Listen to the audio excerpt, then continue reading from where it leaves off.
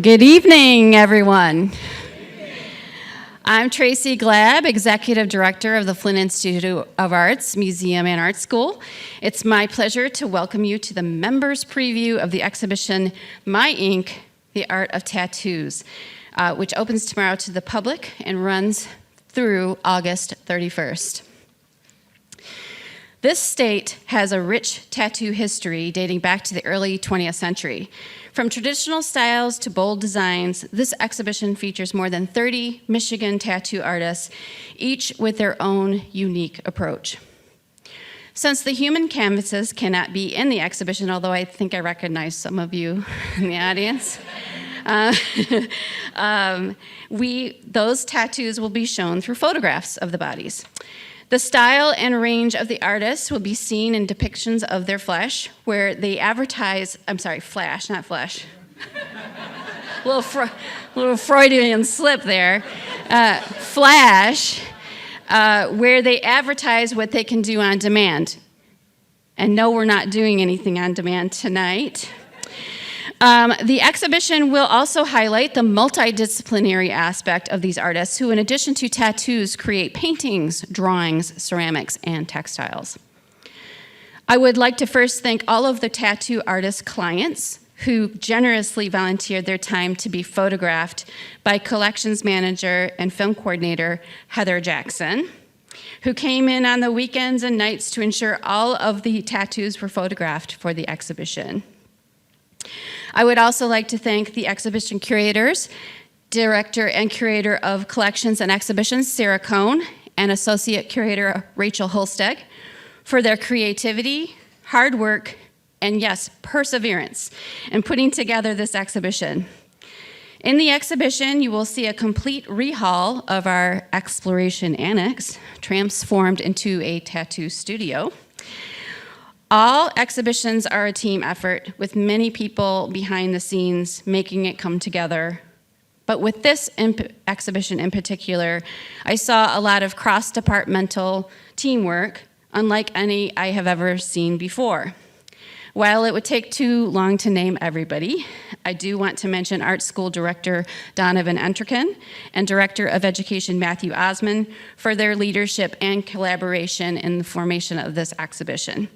I think everyone I've just mentioned deserves a round of applause.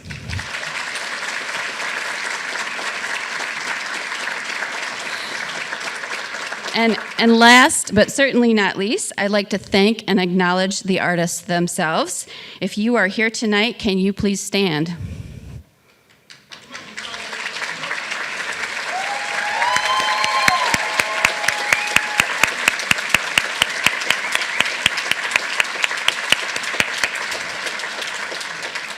And Mike, you can stay standing. No, a quick shout out to our very own Mike Mentz, who's our glass program manager, whose work is not only in the exhibition, but who also designed the logo that's on the big wallpaper logo, and you can buy a t-shirt with it on it. We can't wait to see all of the tattoo artists' artwork in the exhibition. It's gonna blow your mind. The tattoo theme continues with this year's annual fundraiser, The Party. An event co-sponsor with Shea Automotive. This year includes body art, temporary tattoos, and live entertainment, just to name a few. Please join us on June 7th for this annual fundraiser. Tickets are $175 and can be purchased online at flintarts.org. Now I would like to thank the Charles Stewart Mott Foundation for their continued support, which is so deeply appreciated and vital to the FIA.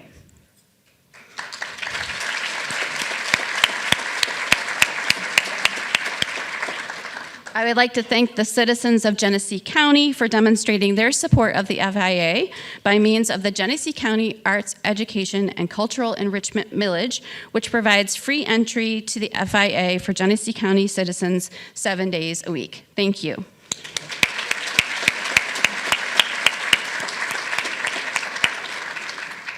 A big thank you to Huntington Bank for sponsoring Huntington Free Saturdays, which allows everyone beyond our county free entry on Saturdays. Thank you, Huntington.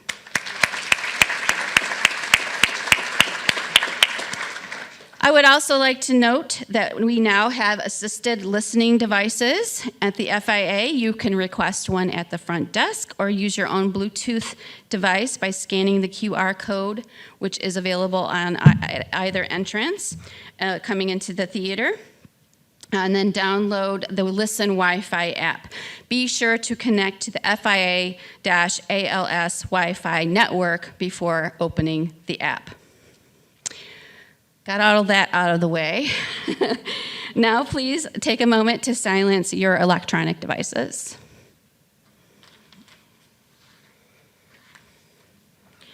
Tonight we have Lars Krutak with us to present Skin and Ink, a World Heritage of Tattooing.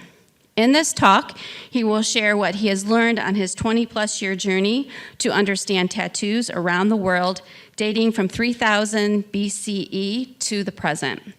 He will also explore the traditions, cultural values, and ancestral ties surrounding them. Lars Krutak is a tattoo anthropologist, photographer, and writer based in Washington, D.C. And this audience is in for a treat because his latest book, Indigenous Tattoo Traditions, is out just this week, right, today. You can purchase a copy at our museum shop, and he has so graciously agreed to sign them right after the lecture. So please make sure that you take advantage of that rare opportunity. But I also want to mention he is a research associate at the Museum of International Folk Art in Santa Fe, New Mexico. Everyone, please join me in a warm Flint welcome for our special guest, Lars Krutak.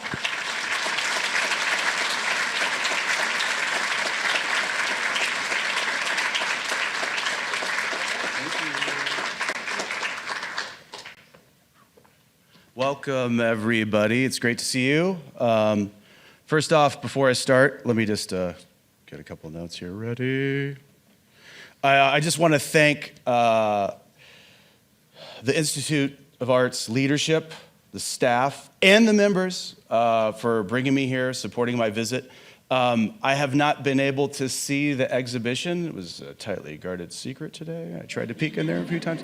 So after this lecture, I will be seeing it with you for the first time. And I also want to congratulate all of the tattoo artists, the tattoo community that supports tattooing across Michigan, across the Midwest, across the United States, across the world. And I think that all of them deserve a round of applause right now. So I'm going to do it.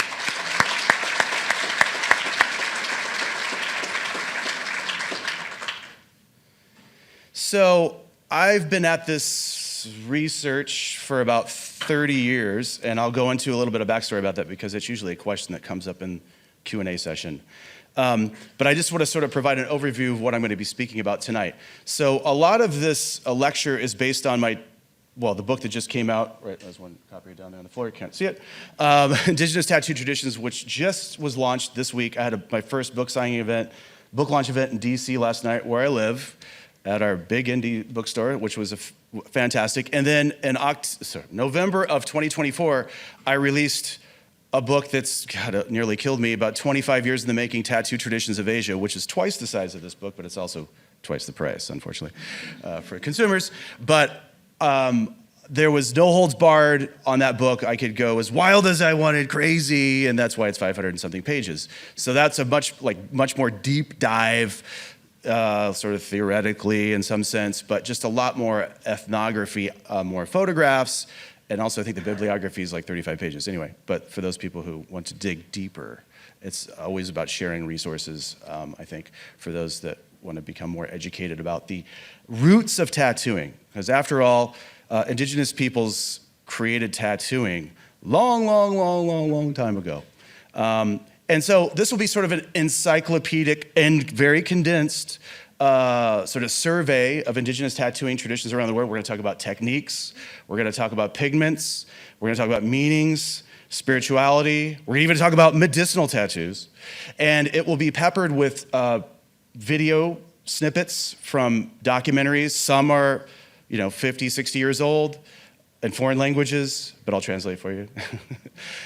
Some might be a little bit unnerving just because they're screaming in the background, but I think it's dramatized for the purposes of the production, because I don't think that anybody would ever be screaming. That would be disrespectful to the ancestors and the spirits that are watching the tattooing, and no one would ever do that. But anyway, so I'll explain all that a little bit later. And then I have some special treats for you because we have a documentary that is being premiered at various film festivals beginning very soon in the United States.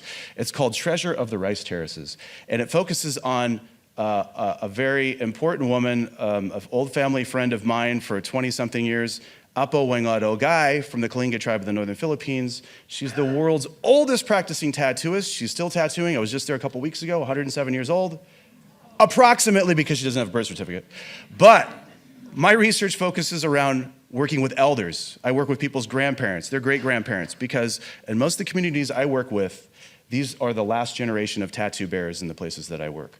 So I think I can tell when someone is a centenarian, even without a birth certificate, because I've been doing this for a long, long, long, long time. So anyhow, with sort of that necessary background, I want to jump right in and sort of tell you about the origins of this research. Oh, and I better get my... This is going to come in handy. Okay, there we go. Yeah.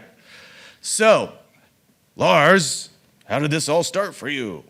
Well, in the mid-90s, I was actually working in the gallery field right out of college in San Francisco in North Beach, right around the block from Don Ed Hardy's tattoo shop in North Beach. I was working in a gallery on Chestnut Street, down from the San Francisco Art Institute, but that's a whole nother story. Anyhow, at that time, I didn't have any tattoos. I didn't know anything about tattoos in San Francisco. I had a friend that was teaching himself to become a tattooist, and he did. He became a pretty noted tattooist and opened a couple shops in New Orleans. And then I was like, if I don't go to graduate school now, I probably will never go, because my job is pretty stable here. It's a beautiful place to live, but I'm like, I'm sort of have a lot of academics in my background and my family history. So fortunate or not, I was accepted to the University of Alaska Fairbanks for my master's degree. And I stupidly moved there in January of 1996, and it was minus 55 degrees when I walked out of the airport. I spit on the ground because I had a really bad habit back in the past, and it turned into a ball of ice and rolled away. And I'm like, this was a really bad idea to move here in January.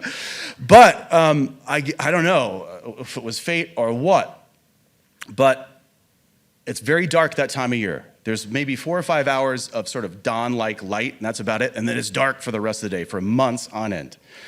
I was walking across campus, it was like minus 35 or something, minus 40, and I came across Adeline Raboff, who's an Athabascan Gwich'in, elder, advocate. She's an activist. I didn't know her at the time, but I got to know her later. I've interviewed her for other publications I've worked on. And I saw these 3 chin stripes, these 3 chin tattoos, and I was fascinated by that because I didn't know anything about indigenous tattoos. I didn't have any tattoos.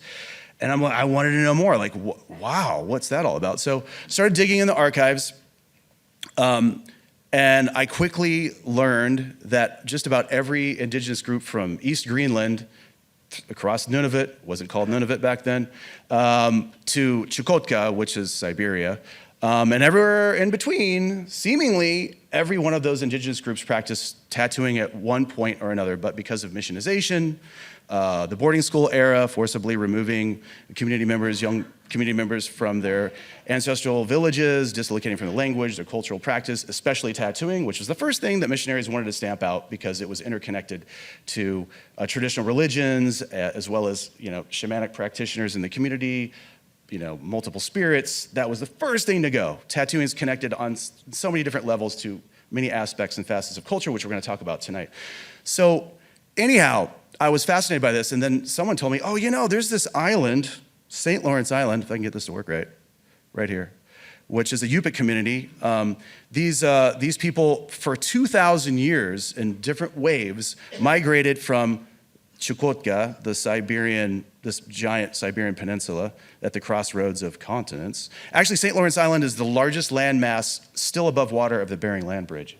But people have been living here off and on, we know from archaeological remains, which I'm going to talk about in just a second, for over 2,000 years. And a lot of these anthropomorphic figurines, what they call them dolls in the literature, they're heavily inscribed with markings across their bodies.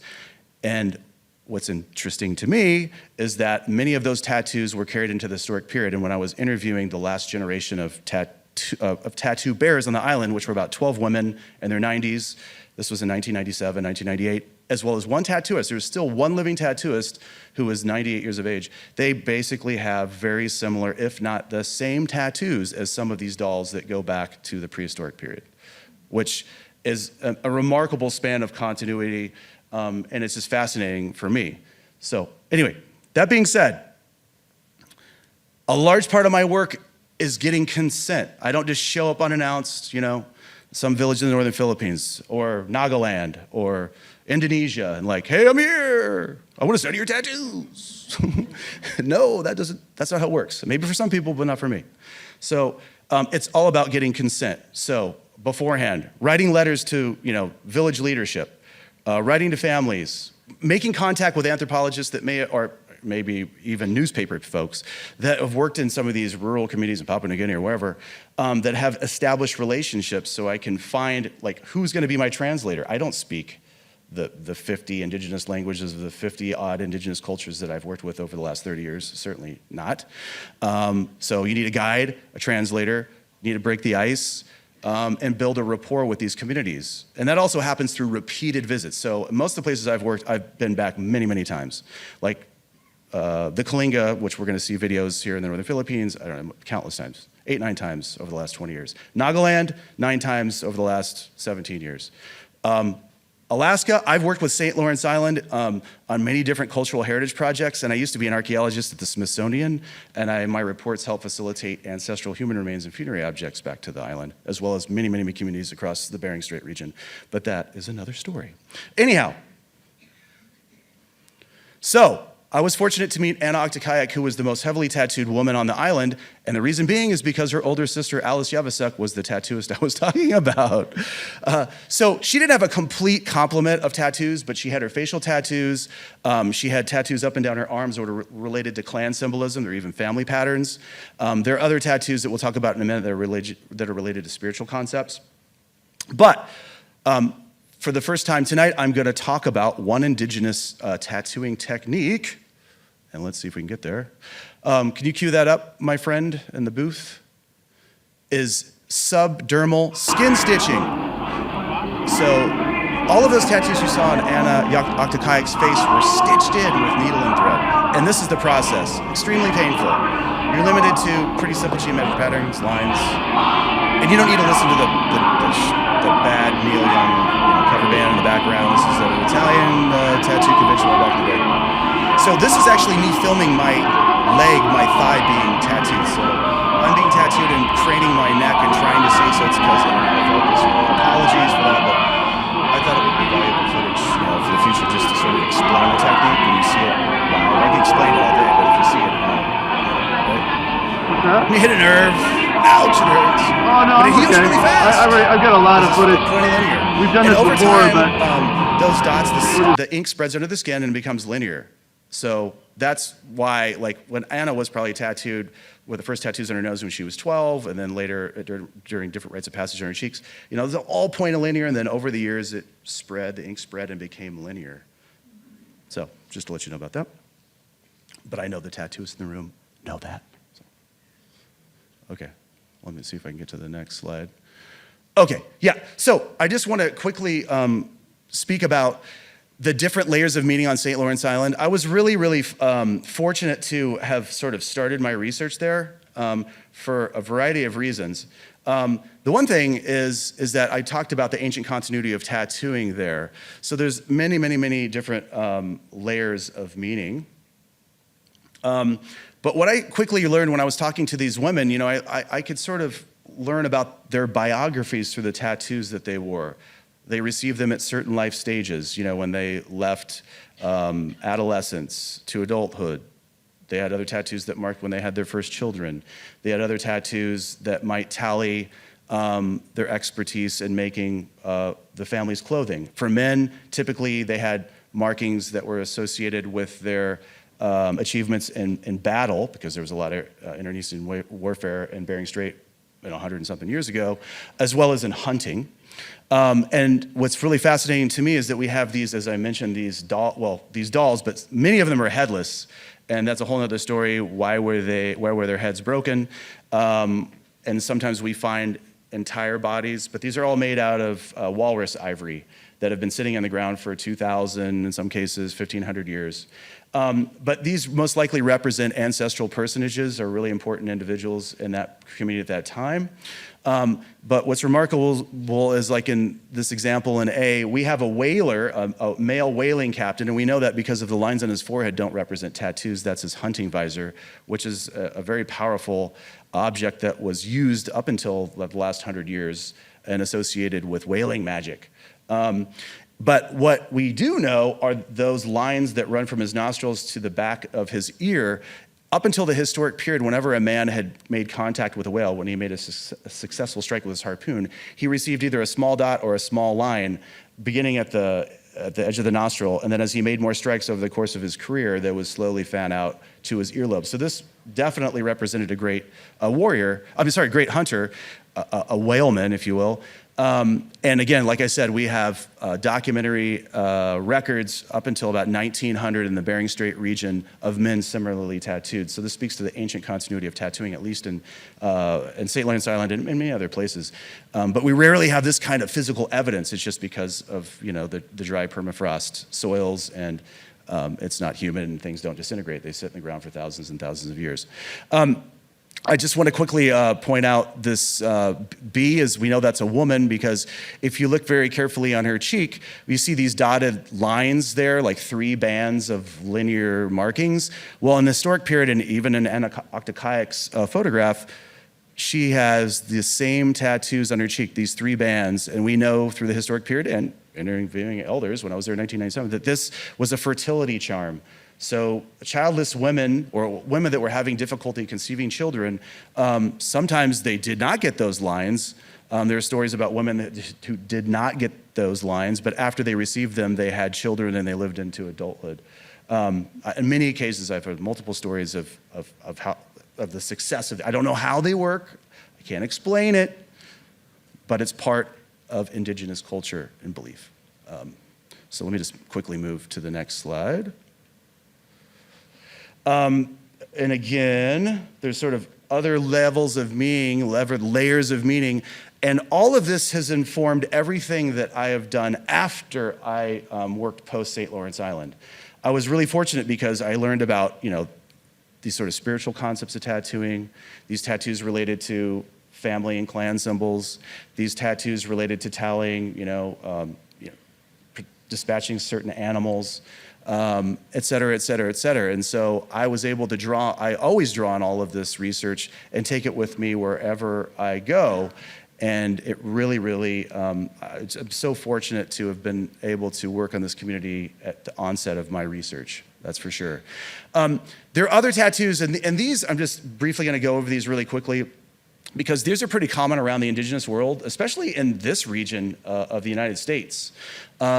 Guardian or tutelary spirit tattoos. Oftentimes these like stick-like figures that you can see up here are these tattoo foils. These are to actually repel the advances of evil spirits. And the reason why that they were placed in the body is that they were believed to disguise that individual from a family that had multiple generations of sicknesses that seemingly afflicted them. And so this would confuse spirits to make them think that this person was not a member of that family and change their physical and their spiritual appearance. These sort of guardians that I'm talking about here, these are stick-like figures. Sometimes they're placed on the upper arms. This is the only known photograph that exists that we know of that actually depicts this, but we have a few illustrations. And what this is a representation of a powerful ancestral personage or a culture hero. And these individuals will draw on the power of that person if they're a great hunter, a great warrior, a great seamstress, or a religious practitioner like a priestess or a shaman, so that they can embody those particular abilities and power in their own life so that they can succeed in certain tasks. And this is sort of associated with in the Great Lakes with this Manitou complex, where individuals would go on a vision quest. They'd fast for days on end until they were contacted by a spiritual entity. And oftentimes, in a waking vision or in a dream, they were told that if you put a symbol on your body in the form of a tattoo, a permanent marking, then I will provide you with special abilities throughout the rest of your life. If you offer certain prayers, offerings throughout the course of your lifetime, sort of pay homage to this spiritual relationship that takes place. And I talk about that in other publications. We won't be going into Native North American tattooing per se tonight, but maybe next time if I'm invited back. So, yeah, let me go to the next one. But, okay, so I'm just fast forwarding. Now we're moving on to sort of medicinal concepts of tattoos. Again, fortunate that I worked on St. Lawrence Island at the very beginning. Like a lot of graduate students, you're writing your master's thesis, you get to an impasse, you're like, oh my God, I have to write 2 more chapters, I don't know what to do. And one of those is probably a conclusion. What could I possibly write about next?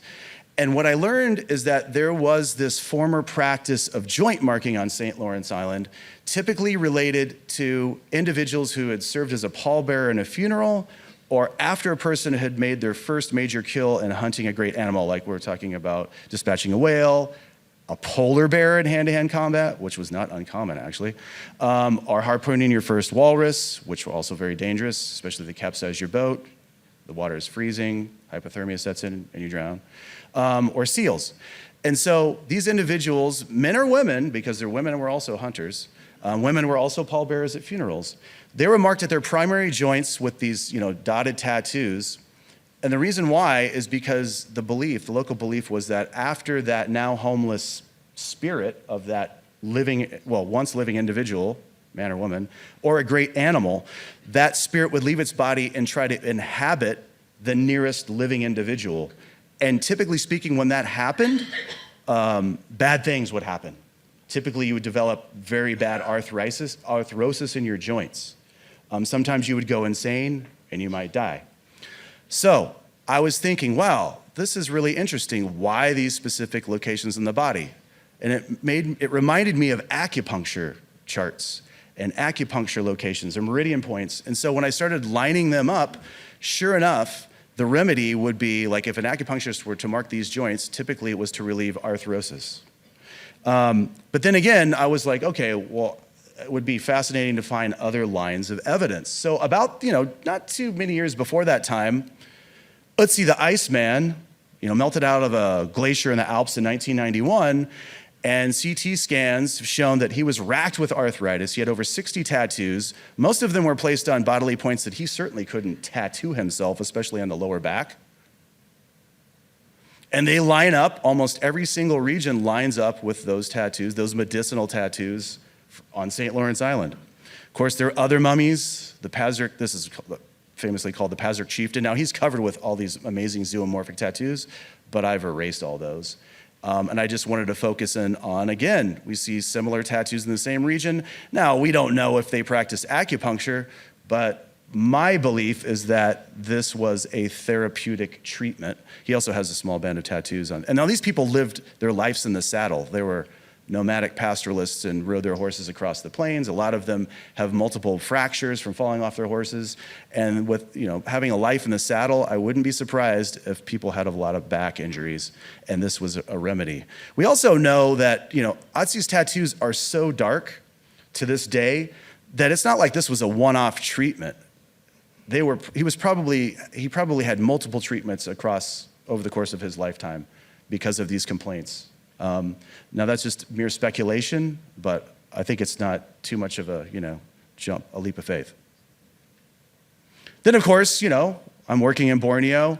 I'm always keyed in on really small tattoos that seemingly, most people wouldn't be interested in. And so I met this Saban woman in 2011 in the highlands of Borneo in Sarawak. And sure enough, I learned a lot about her amazing tribal identifiers, which they have this very unique linear tattooing style that no other tribal society in Borneo has. And then I saw this small cruciform on her knee, which is basically the same marking as the Iceman. I'm like, well, why would you have that? And she's like, I oftentimes injure this knee joint when I'm out gathering firewood. And after and I've actually had this repeatedly tattooed over the course of my lifetime. And every time I have it tattooed by someone, this particular person in the village, full mobility is restored within 5 to 7 days. So it makes you wonder, And I know a lot of early explorers, anthropologists, were probably not very fascinated with these small markings of the body because they're not very sexy, right? So when I'm out in the field, I'm like, what's that little tiny dot on your back? Like, why do you care? And then almost invariably, it's like, I've had pain back there for so long, and once in a while, my auntie pokes me there, and I feel much better afterwards in about a week. So you don't have to believe me, but if you want to look at a global survey, there you have it. So I pulled together all this for this particular publication, but I've written ad nauseum about medicinal tattoos since the beginning, since my first article in 1999, in a journal article in the Arctic. So this is a short list. This is a condensed list. We have a new book coming out. It's like, 40 different individuals, the Oxford Handbook on the Archaeology and Anthropology of Body Modification. That's a mouthful. But I have even a larger table in that about medicinal tattoos, the different indigenous groups, countries, and the citations. So if you want to dig more and learn more about this, I would encourage you to do so. Now, I sort of want to shift gears and sort of return back to Borneo. We were just meeting a Saban woman with her medicinal tattoos as well as her tribal identifiers. Another group that I've worked with in the past are the Kayan. Now, they have these beautiful zoomorphic and floriform tattoos. They also have medicinal tattoos. I cut out that slide because I thought it'd be short on time. But I met a clan, again, through a repeated visit. It's always important to continue to go back and visit communities because I met this one clan like 3 visits in. I had no concept that they had any kind of medicinal tattooing tradition. No one ever explained it to me. And then I started seeing all of these folks with like tattoos around their wrists, tattoos in the same location on their ankle as that Patrick Chief mummy, tattoos on the instep of their knee, like just dots, not cruciforms. And the same locations as the Iceman, the same locations as the Patrick Chief, the same locations as as on St. Lawrence Islanders. And again, they said, oh yeah, well, we have this person who's not an actual, tattooist that would make something beautiful like this, but just as like sort of a healer, if you will. And she hand taps those points whenever we get a joint injury, when we're gathering fire, we're going fishing, we trip and fall. And again, within 5 to 7 days, there's no medicinal plant or anything put into the pigment. It's just soot from the fireplace, from the hearth. That's it.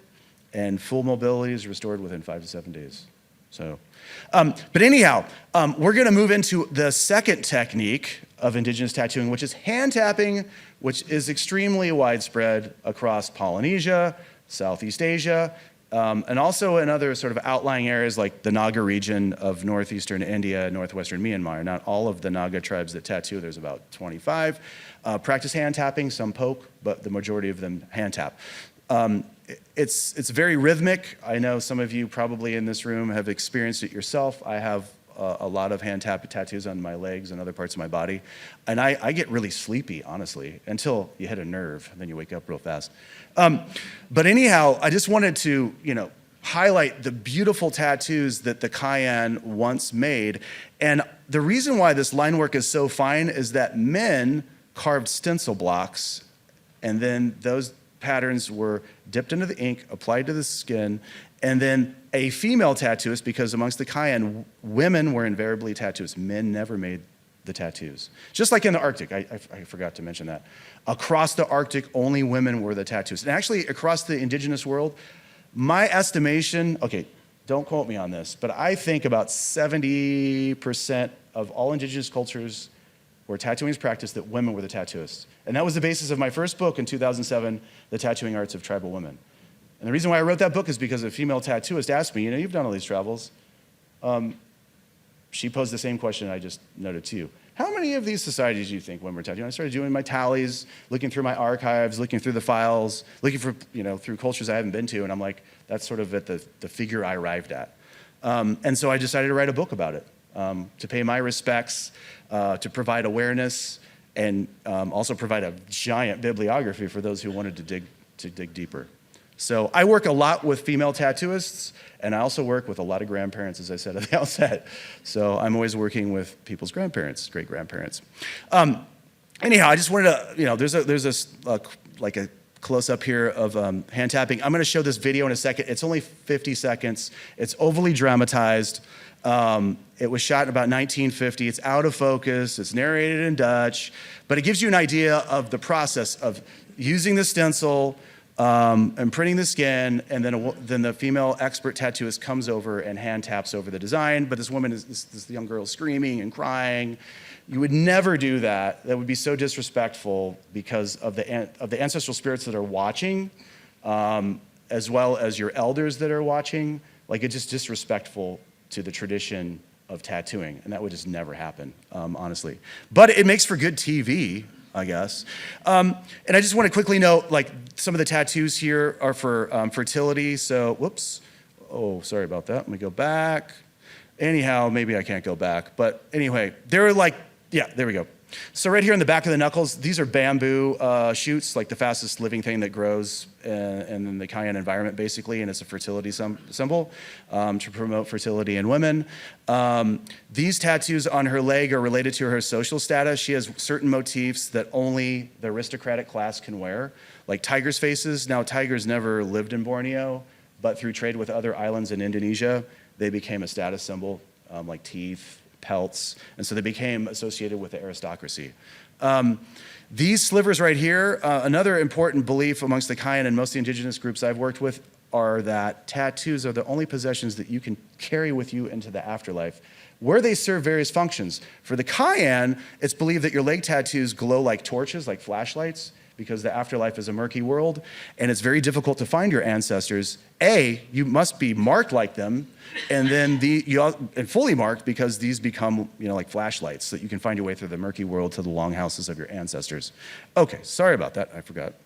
So let me just show this. Go ahead and play that. It might be a little loud, so we'll adjust the volume. Hier kun je zo hard huilen als je wilt. Er zal toch niemand komen helpen. Dit is een dorp op Borneo, 15 dagen van de There might be kust. some Dutch speakers here too.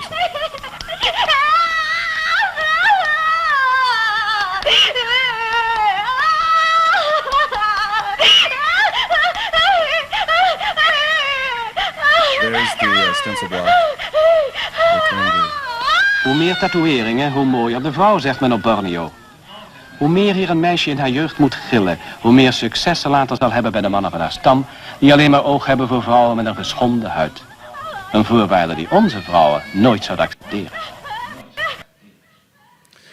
So according to my friend Henk Schiffmacher, who's sort of like the godfather of tattooing in the Netherlands, he said something to the fact that even though she's crying so loud they can hear her 500 miles on the coast, the tattooist is so unmoved, she continues with her work methodically until the job is done, or something like that. I don't know if that's true.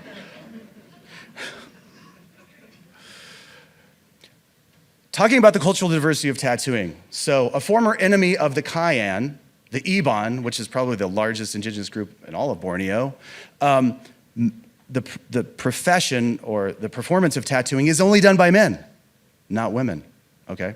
They also used to use stencil blocks in the past. They're in many museum collections, but I have actually not seen any recently in use. But I just want to preface this video clip I'm going to show. It's from a documentary that we shot in 2002 called The Vanishing Tattoo. It was a pilot. I was there as a still photographer. I was not supposed to be in this production, period. But we were going there to meet the last living tattoo master of the Scrong River, Mong, who's pictured here. And I was traveling with two of his relatives, Simon and Eddie David. Eddie's down there. I gotta keep on hitting the wrong button. Sorry about that. Yeah, he's right there. And they're distant relatives. Now, they're also tattooists, to be honest with you. And they've interviewed him on numerous occasions. But when we got to the river system with the film crew, we learned that he was dying of cancer. He was in his 80s. He was a World War II veteran. He was part of this elite corps called the Iban Rangers that fought against the Japanese during World War II. And all they had were like blowguns and Mandau swords and spears against heavy machine guns, grenades, flamethrowers. But he made a lot of tattoos for these men when they were on the road, because traditionally, a man must have been outside of his community to receive a tattoo. It's sort of a concept known as bejalai. Anyhow, he had several charms as do other, like Iban weavers, who are women. They use charms to add certain qualities to, let's say, the garments they're making, the textiles they're making. In his case, for certain tattoos that he made for these men, protective tattoos, okay? So we had learned that he was dying, he could die any moment. The film crew and the director were like, there's no way we're gonna get there. He's gonna be the star of the show. We'll be there in 5 days. He's not gonna die, he'll wait for us, you know? We're like, no, man, everybody's saying he's gonna die any second, any minute. And so we're like, okay, you don't really need us. I'm the still photographer. Simon and Eddie are just sort of helping with some translation, but we got many other people in the boat, in the dugout canoes, because we're talking about the Scrong River. It's a small river, but it can be hard to navigate because the current is so strong. Also, there's a lot of illegal logging that's happening, so giant trees come at you as big as VWs, and they can smash your boat, and there's a lot of whirlpools. Anyhow, we persuaded them, like, can we just leave for a couple days and just go try to talk to him and maybe set things up before you show up in 5 days? And they're like, okay, whatever. So we go up 5 hours, get to their first location where they're gonna shoot, and then we jump in. It's nighttime, we put our headlamps on. We have like a first generation HD camera with one bulb. We roll up to Entelau, where he's from. It's like 2 in the morning. He's curled up on the floor. He looks like he's dead, surrounded by his female relatives, and some of them are sobbing, some are crying, some are whispering. And you know, his bones are sort of piercing out of his flesh. You know, he's losing his bodily functions, and we thought he passed away. And somebody whispered in his ear, like, Simon, Eddie here. And then suddenly he just came back to life and had a big grin across his face. And he was so happy to see Simon and Eddie. Probably not me. He's like, who the hell are you? And then he's like, after we, talked a little bit, he's like, you guys can ask me whatever you want, just ask me. You can see that I'm about to pass away and join my ancestors in Sebayan, the land of the dead, but, it's not gonna bother me. So any question, don't just go for it. So we interviewed him for like 2 hours. It was an amazing interview. He talked about these magical tattoos that he made and a special charm that he put in to make these protective tattoos. And because of the tattoos that, he tattooed like 50 or so of these Iban Rangers, all but one returned home and never were hit by bullets, never were wounded, none of them died. And the story goes that the one guy that didn't show up, he met a beautiful Malaysian woman, moved to the capital, had a huge family and successful business or something like that. Anyhow, so he regaled us with these tales, and he was recounting, in this little snippet here, about how the bullets were going, around us because of the magical tattoos that I created for protection. And then he also, not in the video snippet I'm about to show you, he told us what the charm was. But he's also gonna say that any Iban man can be a tattooist, but only the great ones are approached by like a tutelary spirit, when you're in the beginning of your career, usually in a waking vision or a dream. In his case, he was approached by one in his mid-teens, and this one told him that one day, when you're out hiking in the forest, you're gonna see a tree that looks like no other. You should cut it down, look inside, and you're gonna see an object within it, and you should use that for any protective tattoos that you make. And that's what he used, and I'll tell you what it is after we watch the clip.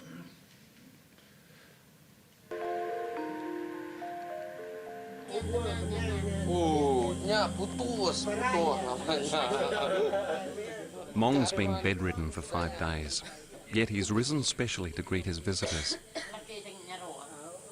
Lars has seen many subjects of his research die before they passed on their knowledge. So, wisely, he takes the attitude that there's no tomorrow.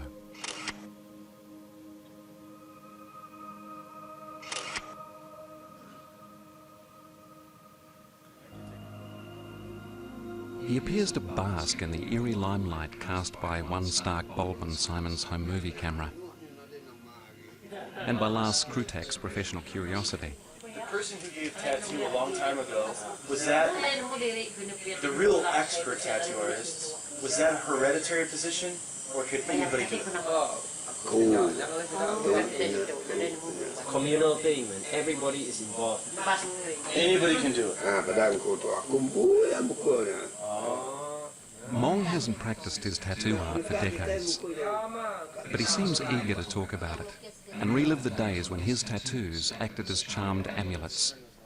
Like Akibosai, Mong was an Iban Ranger and on the receiving end of Japanese machine gun fire.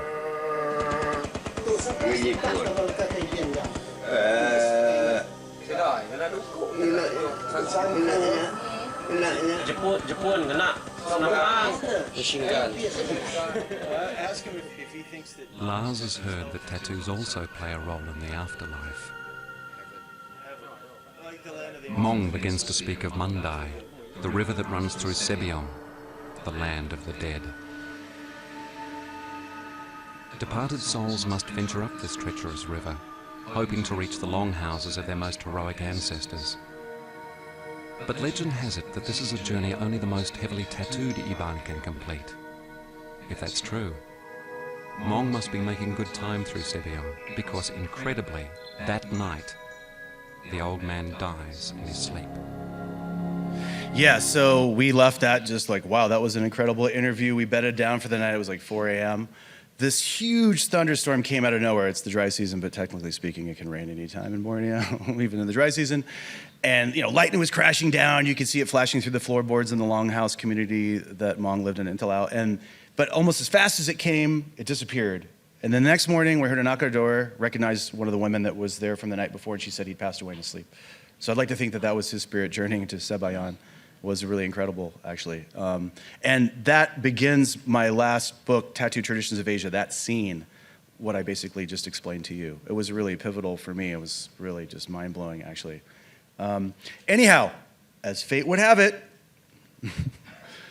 I've been fortunate to be involved with other television projects, and one of them was crazy.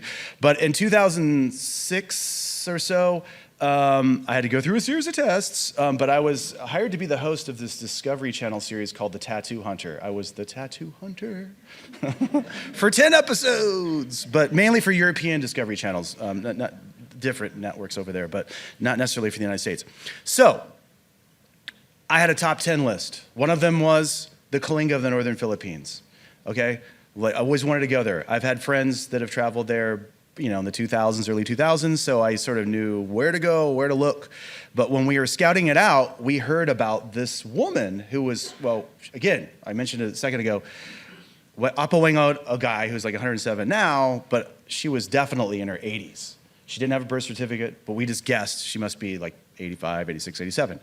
Anyhow, there were no living or practicing tattooists at all in the Northern Philippines at this time, none. She hadn't tattooed in decades. But she was worried that she was going to pass away soon because of her advanced age. And so she started apprenticing her great niece, Grace Palikas, who was about 10 years old at that time. So we journeyed to her village, and we basically embedded ourselves. We learned everything that we possibly could about what it is to become, Kalinga through, agricultural activities, through hunting, through gathering, and everything we could about their tattooing practices. And since she was the last master, well, I luckily, fortunately for me, she accepted me in her household, and I stayed at her house for 2 weeks. Now, there's a language barrier, but I don't know. I'm really adept at reading body language, especially over the course of shooting this, because back in the days of reality TV, it was all about, just read people's body reaction, and maybe you guys can communicate. Sometimes it works. It's amazing. Like, you're in the editing room, and people, how are you holding on this conversation? I was like, oh no, it just seemed to work. But anyway, so what's happened, though, since that aired in the Philippines in early 2010 is that there has been international interest. Like, first backpackers started going there. Then the Philippine media started going there. They're like, wait, there's a traditional tattooist from the Philippines still working in the northern Philippines. And now there's like tens of thousands of people that go to her village. And it's a village transformed. In 2007, there was no tattoo mania. There was no tattoo tourism. It was mostly depopulated because it was really hard to make a living. You're basically a farmer working in the rice terraces, which is back-breaking work. It's very difficult work. So a lot of people were living in shanty towns on the outskirts of Manila or Baguio or wherever. But what's happened in the last 15 years, everyone's come back. Everybody has a homestay. Everybody has a souvenir shop. Everybody has a micro grocery, has a restaurant. And now the village is at max capacity, and there's a satellite community opening across the valley. So it's a remarkable transformation. I know that there's positives and negatives associated with cultural tourism. I wrote my dissertation about it in northern Mexico. That's another story, has nothing to do with tattooing. But it's fascinating, and the local community has not forgotten who they are. That's for sure.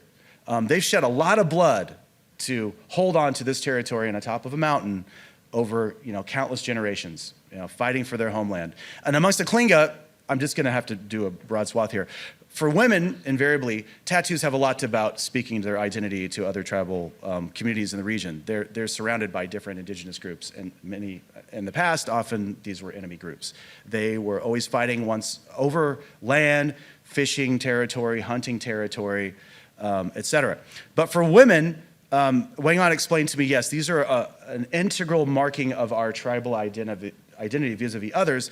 But for women, tattoos have a lot to do with increasing fertility. And actually, before Whang-Od became internationally famous, she was famous regionally, even intertribally, because she tattooed other tribes like the Bontoc, because she tattooed childless women with tattoos, and apparently most of them had children. And so it was like a fertility treatment. I can't explain how it works, but she was famous for her fertility-inducing tattoos, like in her prime. So we're talking like after World War II, 50, 60. She started tattooing when in her teens. Her father taught her how to tattoo, so she's been tattooing more or less, not consistently because she wasn't tattooing for like a 20-year period, but since she's 15, now she's 107, so that's a long time.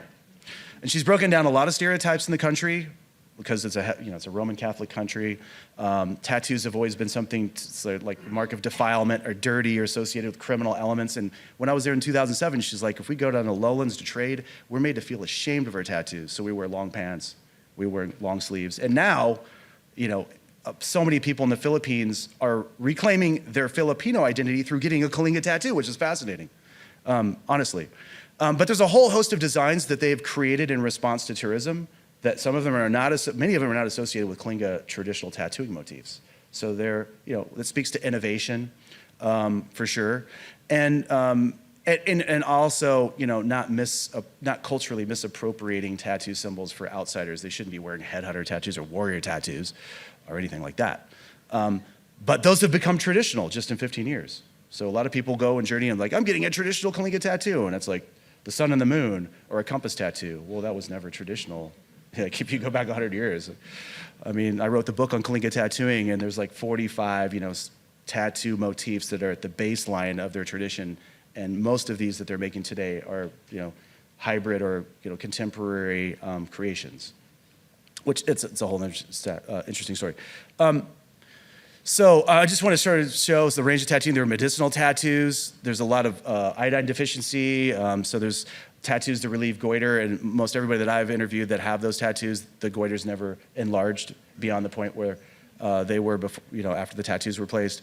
Again, I sort of spoke about warrior tattoos. Now, for a man to receive a tattoo, they weren't freely given. You had to take another person's life in combat to receive a warrior chest tattoos, Peking. But there's different levels of warrior tattooing depending on how expeditions you'd fought in, feats of bravery. So like Lucky McGill, he performed some extraordinary feats of on the battlefield, and his back is completely tattooed. And some, like the greatest, like the highest level warrior would have had tattoos, on their cheeks and on their necks. Oh, geez, I'm going in the wrong direction. Sorry about that. So here, but the last man that had the cheek tattoos, he passed away shortly before we arrived in 2007. He was actually killed while walking on the road in a hit-and-run accident. It was sad enough. And then I just want to quickly talk about some of the motifs. Some of the primary motifs amongst the Kalinga are the python and centipede. And the reason why is that these are sort of omen creatures or friends of the warrior because of the omens that they delivered when warriors were on the warpath. So depending on their movements, like if they crossed the path that you were hiking on to go, attack your enemies. Depending if they came from the right or the left, they stopped. They were, like a scorpion was, eating something else. They had omen forecasters that journeyed with them and could tell if we should stop, go home, postpone, camp here for a couple days, or move forward. There's also celestial phenomenon too associated with omen forecasting, but I talk about it in the Kalinga book that I published in 2010. So those are some of the primary motifs. Yeah, so can we roll this? So this is like from Tattoo Hunter. This speaks about warrior culture. On my first morning in the village, a warrior and there were arrives also from a nearby tattooing rituals Kalinga that town. Whang-Od used to His name's perform. Whang-Od, and he's come to Since see tattooing has Whang-Od sort of to been get a headhunter commercialized. Those are performed tattoo, which can anymore. only mean one thing. He must have killed someone.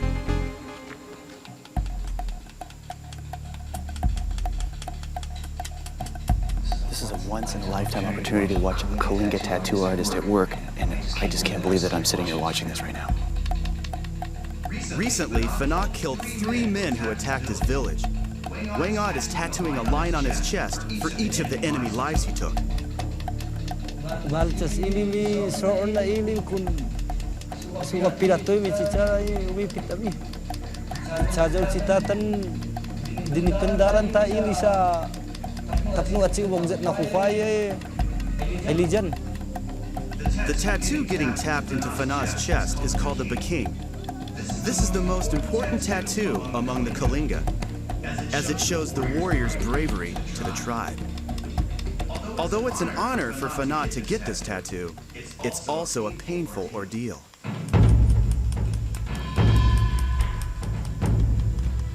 An orange thorn is razor sharp.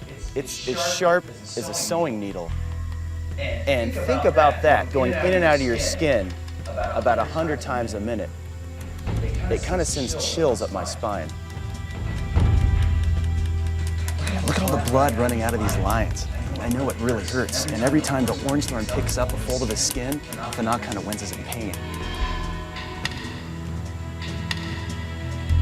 Whang-Od tells me that this ritual is a serious religious experience, and the spirits expect Fanat to act bravely.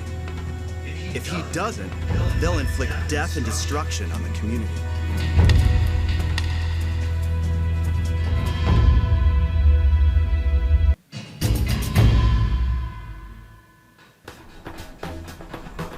I'm in the northern Philippines investigating the disappearing art of Kalinga tattooing from tattoo master Whang-Od.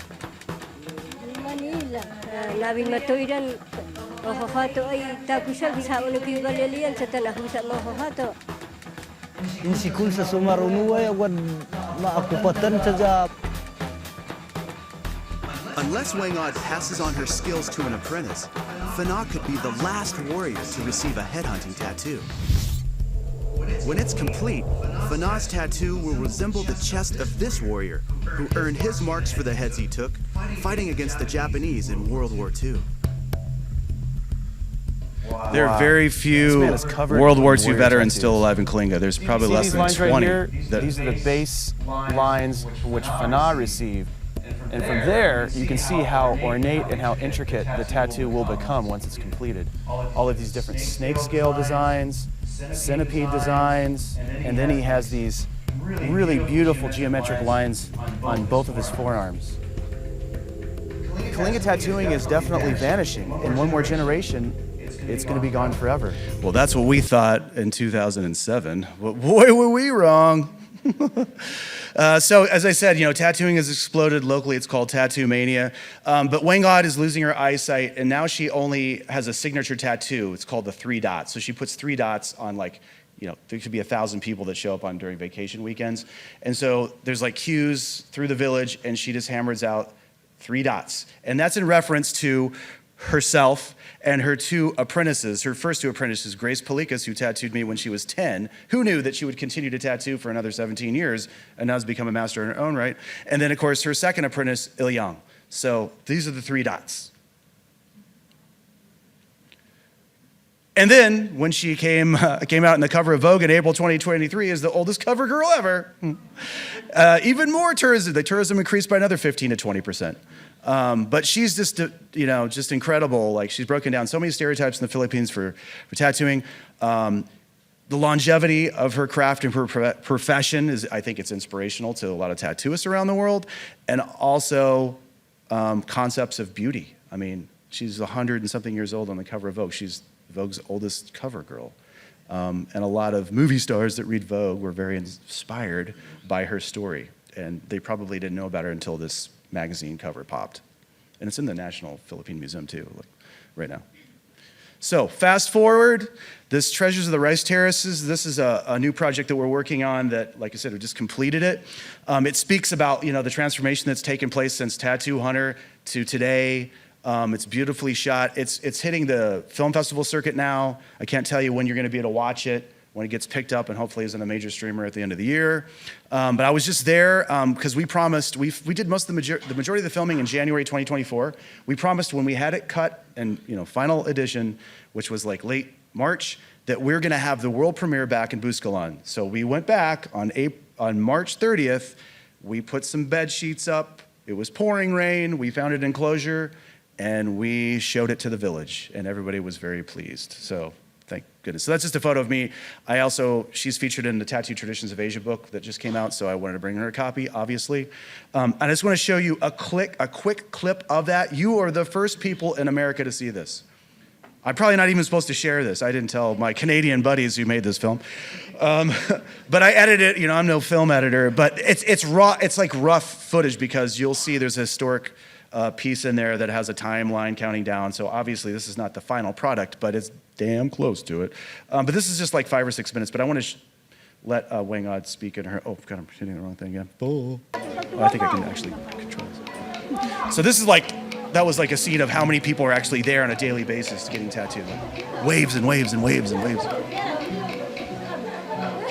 Good morning. And I hadn't seen her on this trip. This is the first time she'd seen me, so I was like, oh. But I was just there to watch. I watch a lot. I don't ask questions, I just watch. It looks like you're very busy, though, I can tell. I'll let you get back to work, and I'm going to watch.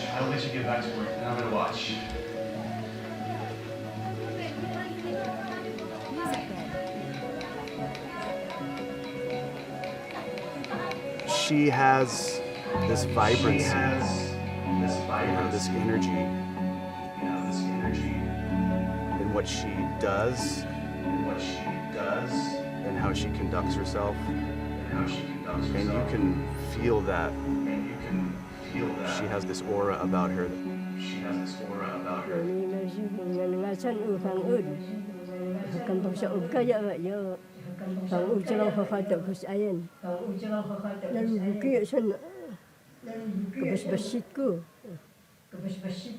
Sada aba laron tamo hahato aba arara sadu chuba hahato agada chobas aron teu miko aron teu ikha sugat teu ya sachi babagana namanda mohato hato ta agad achumi. There's the 3 dots.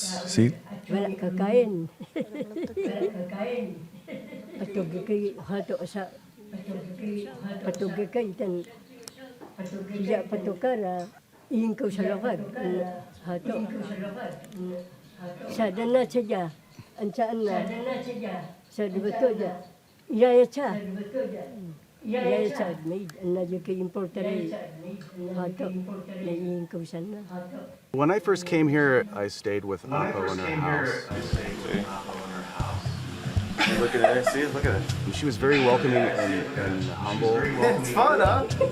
That's you, that's me.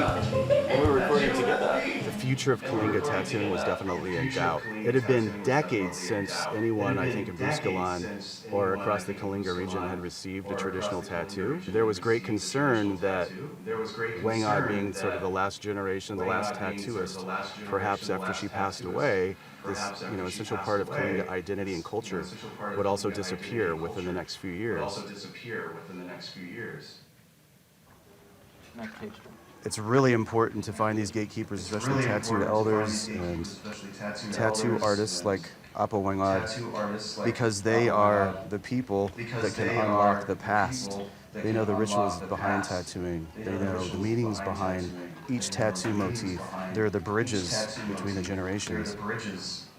One of the most memorable experiences I had was when Apo Whang-Od tattooed me with her great niece, Grace, when she was 10 years old.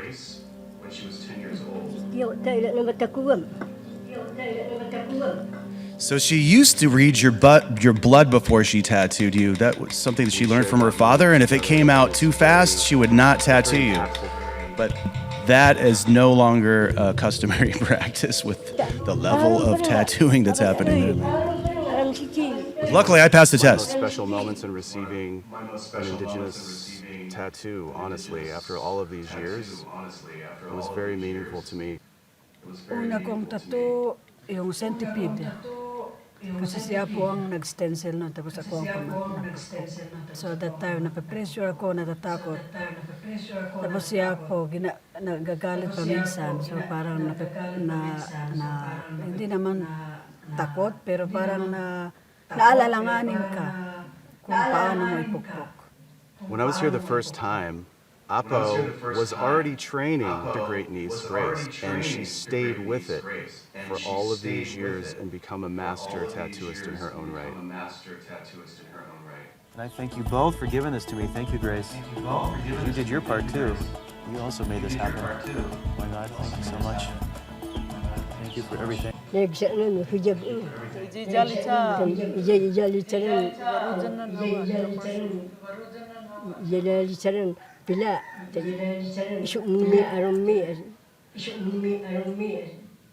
It's like a village transformed.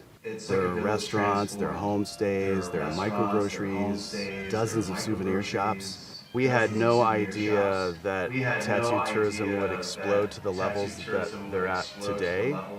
But really, what struck me the most was just the song of the hand tapping.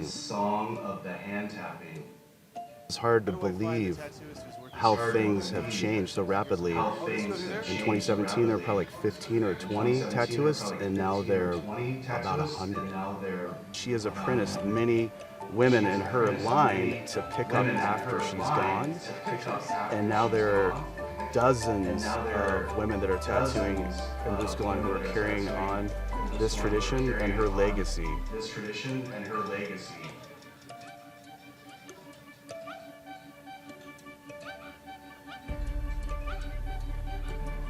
In every corner of the village, from top to the bottom, there's somebody hand tapping. It's like the song of Kalinga Batak, and it's really beautiful.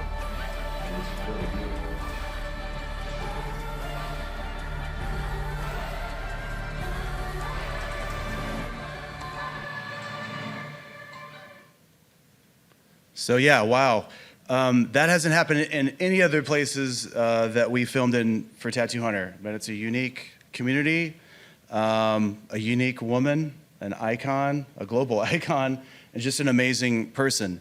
But I wish it would be picked up. Maybe it'll take a generation like it did in the Arctic. I mean, the last tattooed elder in St. Lawrence Island passed away in 2004. It took a generation or so, and then it picked up again. And now there's a full-fledged tattooing renaissance across Nunavut, Greenland, Siberia. There's hundreds of women that proudly wear their facial tattoos, their body tattoos again. And a lot of them are stitched in, too.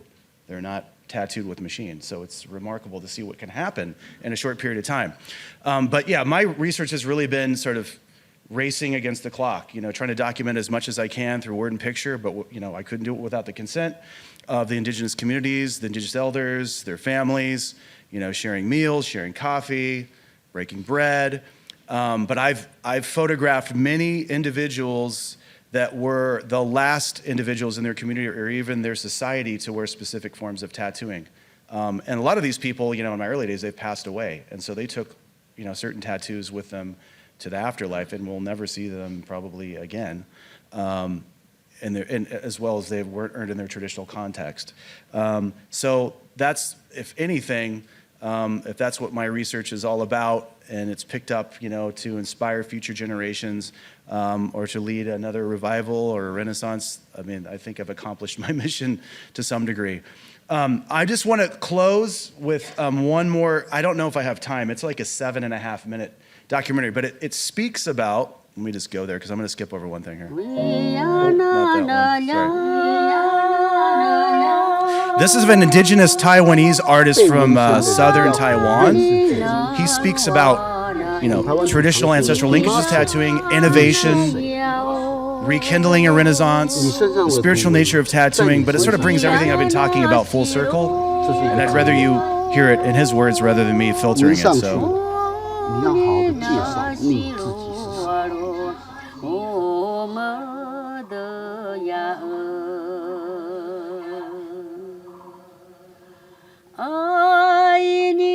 And he's featured in the new book, Indigenous Tattooing Traditions. So.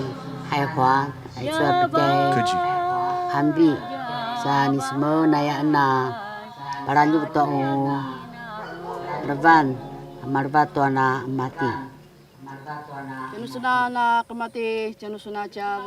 在文手前3天就要知会我们当地的部落，有这么重大的事情要做。我们排湾族不能随便乱纹，女生的话就是纹手背，男生是纹身。从图文中你就知道你是哪一个家族、哪一个阶级。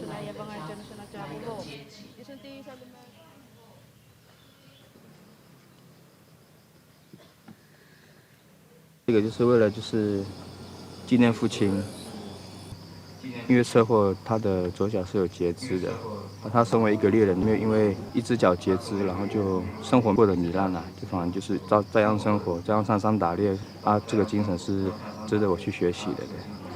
然后我们会用百步蛇的那个蛇纹，对于百步蛇在我们的排湾族算是我们的祖先。何谓传统？传统是由创新而来的，真的。其实有一些图文100年前是备受争议，100年后大家都死了啊！我们后代知道哦，这是传统。创新当然是由我去发挥，结合我们自己的元素，在你的身上呈现你的想法跟我的想法。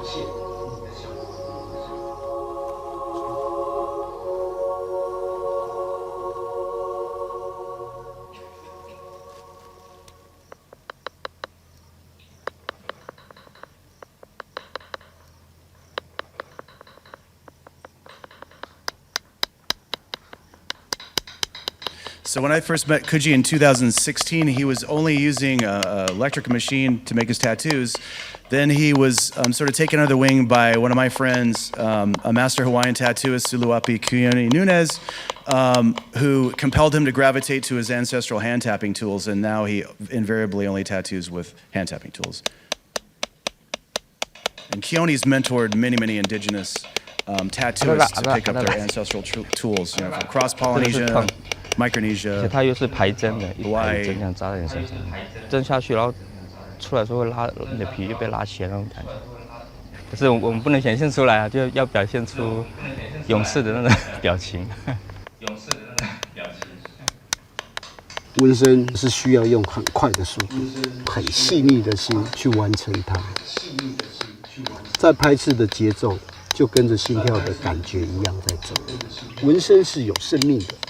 你带一个生命在身上，跟大家好好的介绍，好好的认识，这是一件很棒的事情。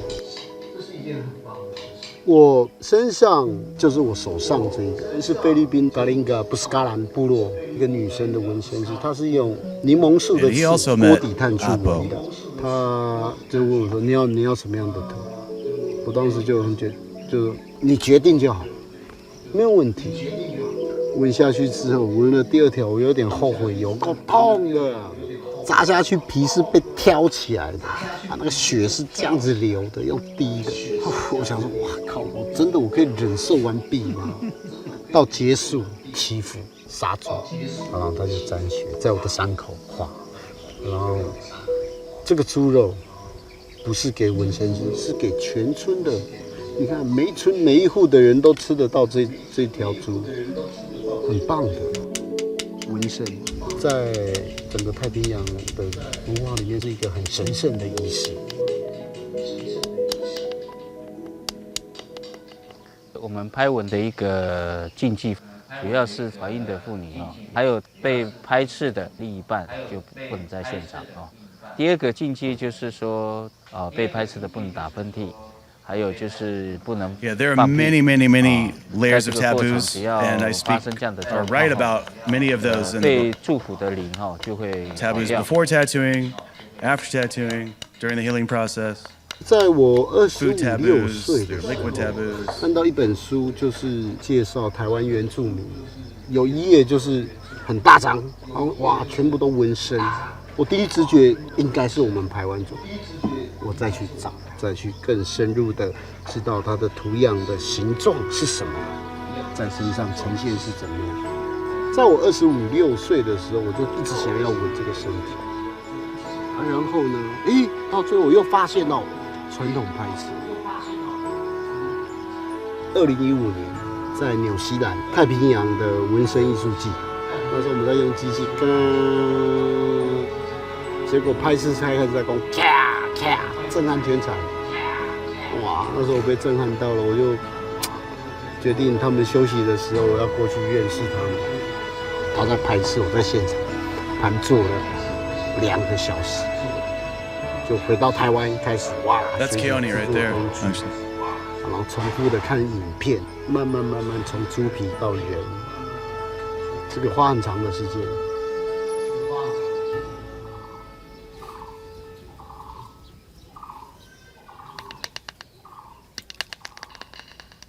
我那时候在试的时候，会一直在思考，会回想到以前，就会回忆到父亲那边的，那种痛的感觉就会变成说是一种，就好像是在被祝福吧。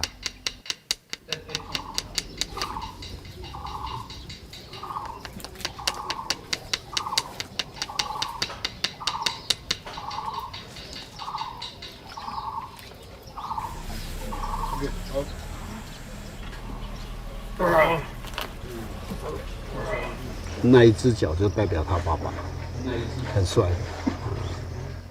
这个会给他的小孩子们很深刻的印象。爸爸的脚的纹身不是他喜欢，是因为纪念他的爸爸而留在身上。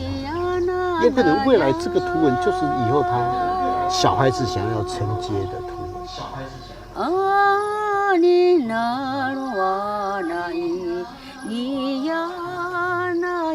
我希望由自己的族群的人替自己族群的人做纹身。我一直很希望所有的族群有纹身的族群，他们应该要有这样的纹身师，已经要开始在做这样的事情。真正的生命就要从我们现在开始，慢慢的去延续，到最后到未来。